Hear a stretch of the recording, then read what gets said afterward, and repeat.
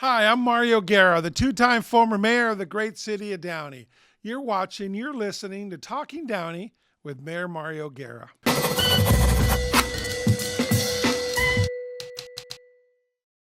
Hi, folks. How are you? It's good to be here today.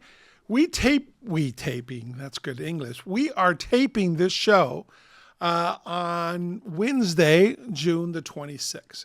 Last night was a very big, important council meeting on June the 25th. The second one in June is always probably one of the most important council meetings because it sets a tone for so many things for the whole fiscal year for the city of Downey. So, Council member Horacio Ortiz couldn't be here with me today.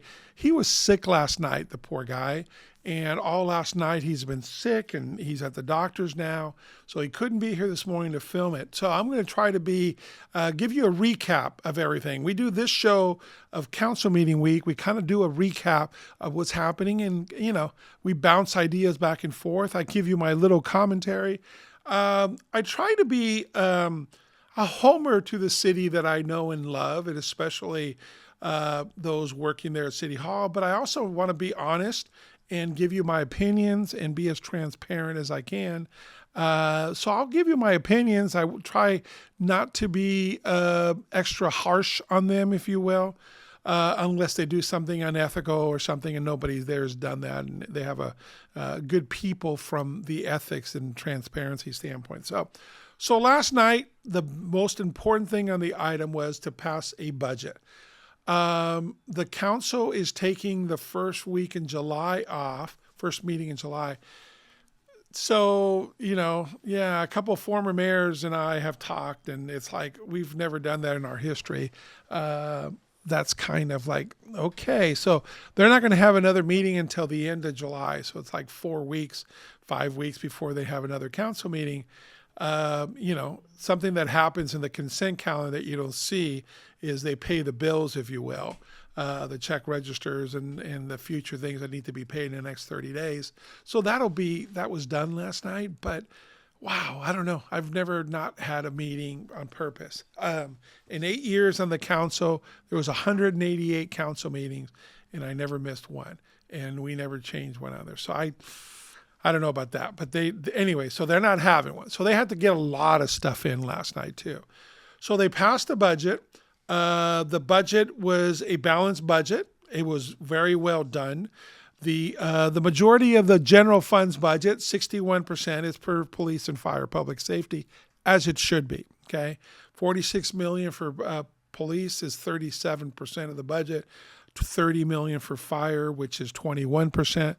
And the reserves, this is the part that old folks like me that were there, that we watched every penny to make sure we had rainy day funds. So the reserves are at 33% of the general funds budget. So that's a good reserve. I'm glad they're adding to it. That's pretty special. And I make sure that they, and I'm happy to hear that they did that. So they passed that. The highlights of the budget as presented by Roger Bradley, the city manager. By the way, I really like him. I think he's a good, honorable man that's on top of things, and he seems to work well with both staff and the council, and he's been out in the community, so I'm glad. But a couple of things to highlight. There's 8 net new positions there in the budget.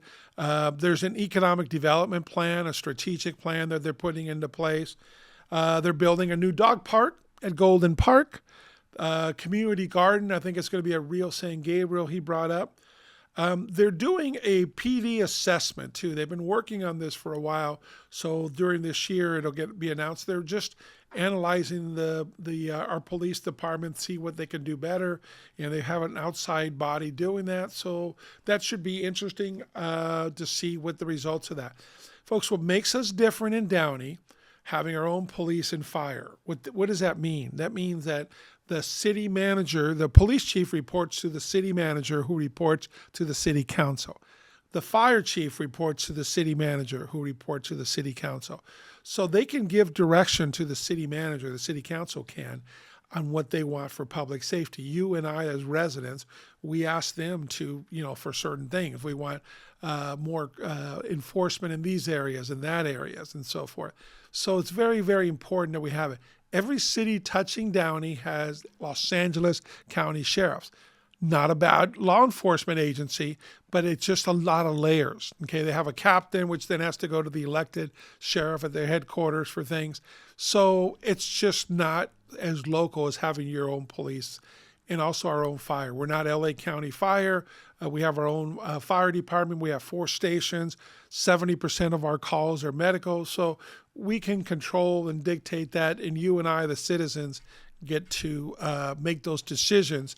So that is the biggest part of our budget. But you know what? That's what we've always said we want. So last night, by the way, one of the things that surprised me too, and I hope they don't take it personally, but there was 2 council people absent. The budget subcommittee is made up of Mayor Trujillo and Councilwoman Dorothy Pemberton, and neither one of them were there last night. It was they were short. It was just Mayor Pro Tem Hector Sosa ran the meeting, Councilwoman Claudia Fermena, and Councilmember Horacio Ortiz, which showed up even being sick. I don't know. I'm not going to put them down, but there's nothing. When we're elected, this is supposed to be the most important thing, that we make the decisions on how the money is spent, because it sets the tone for the rest of the year. So I was a little surprised. So I'm not going to put them down, but I don't know. I would have gone through, things. I believe some of them were on vacation on there. Another one got called to D.C., but there isn't anything more important than to have been there last night. Here's also the reason why. Not only you approve the budget, if you're the budget subcommittee, I don't know. That's really important. But man, there was all kinds of different things. There was also the fees. You set the fees. You see the report. You set the fees for the year. I think 173 went up, 20-something went down. So a fee cannot be charged more to our residents than what the cost is to the city. It's not a profit-making type of thing on there. So the fees this year, after an extensive report that they do every 4 years, it went up 4%. So in relative terms, 4% considering inflation and everything else, I think that's pretty good. Something else they did last night, again, these are things that the council had to vote on in public hearings. This one wasn't a public hearing, but they had to prioritize the street repavements between Downey Avenue and Bellflower Boulevard and all these other streets. It was an extensive report on the grading. Every street gets a grade. So we have done a lot in the last 10 years. We've done huge amounts. I thought these numbers were interesting. The cost for 1 mile to repave a residential street is now $481,000, which is crazy. That's a 60% increase over the last 10 years. So almost $500,000 just to repave 1 mile of residential. And it's between $2 or $3 million to do an arterial area like Imperial, Firestone, Florence, that kind of stuff. Between $2 or $3 million for 1 mile. So last night, they passed the prioritization of the roads. So I thought that was kind of interesting. Some discussion, Council Member Ortiz was looking more at Bellflower, moving up in the priority, and I think Mayor Pro Tem Sosa and Claudia Fermena. I think there were some areas of Downey Avenue that were worse and longer. It wasn't a big argument. It was just a prioritizing. So they all voted unanimously to prioritize Downey Avenue on the list, or basically to go to the list that they had given. They meaning the staff, where they had presented. One thing that's kind of cool in the process too is we started this. I'm really proud of this because they never had planning or strategic meetings as a council, because they used to always say, hey, let's, staff. It was more staff-run city in the old days. You had an experienced city manager that ran it his way and then told the council what he wanted, versus the council being so proactive. And we had a very proactive one my first couple years there in 2006. I was on the council from 2006 to 2014. So we put together a strategic plan, and one of the things, and we actually had a fight to do that, you agendize it, you invite the public, but we then came up with this. It took us about 1.5 years to do that. We said that everything that we do, every single goal that we put together has to fit into one of these 5 areas.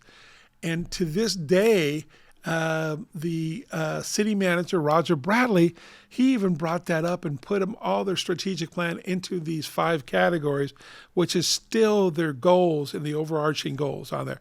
It has to fit into fiscal responsibility, efficiency and adaptability. The third one is it for economic development and vibrancy.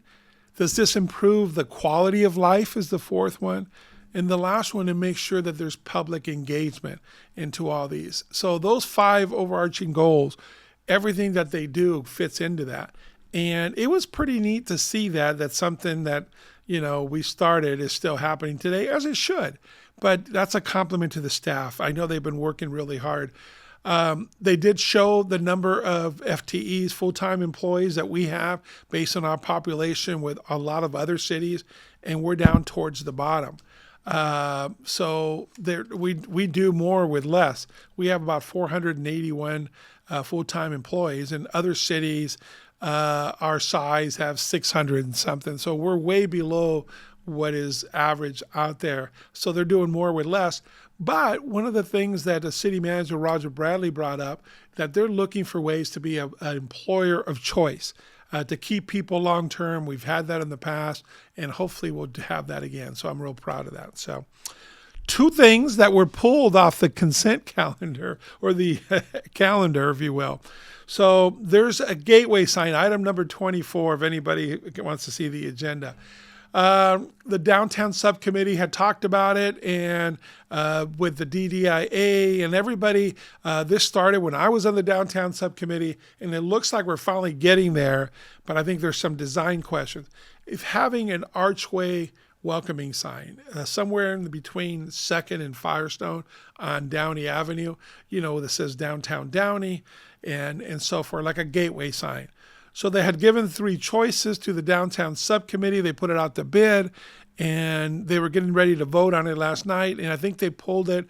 They want some more, tweak a little bit of the design a little bit more. But I hope that that's going to be coming up in the near future. We've been waiting years for that.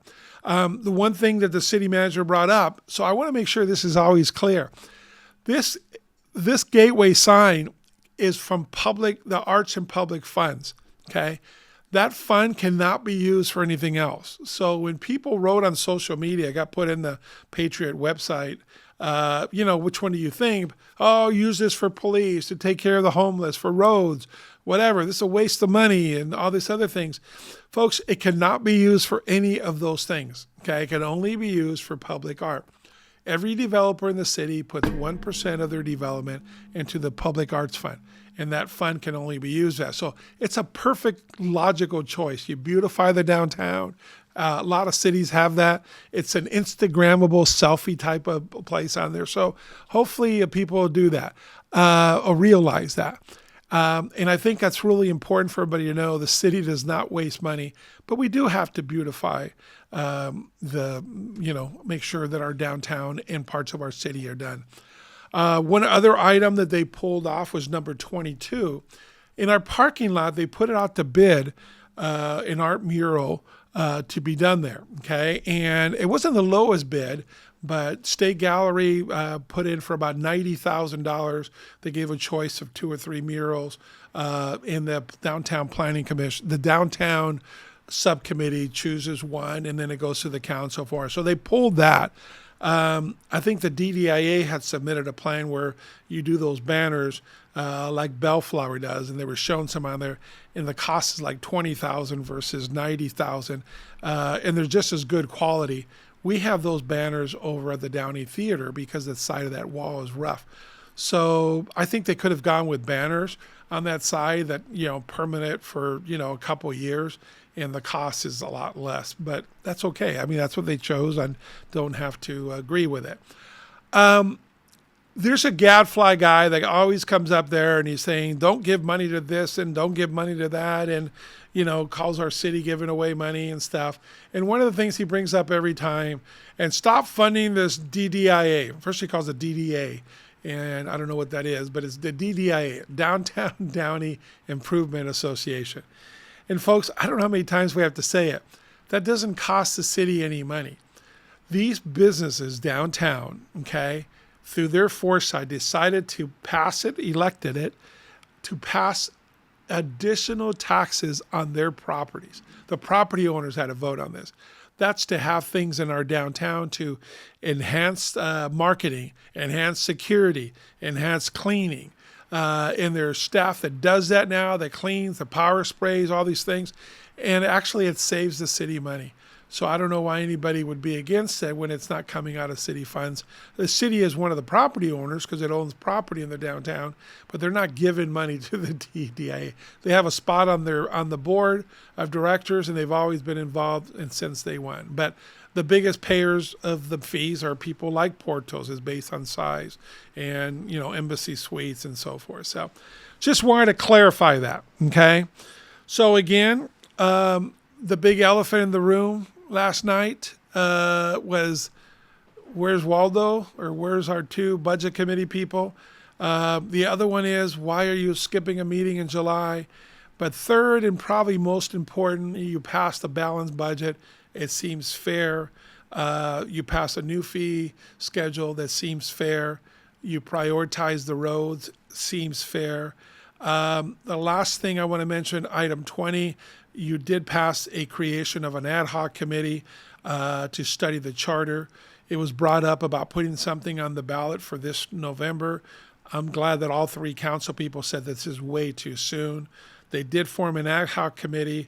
I just wouldn't. The earliest it could be on the ballot is a general election would be in 2026. So if they are going to make changes, it has to come up before the voters for that. The last time it came up before something came up for the voters was in 2014 on the hotel occupancy thing, or Measure S, I think. And then the last time before that was 2008.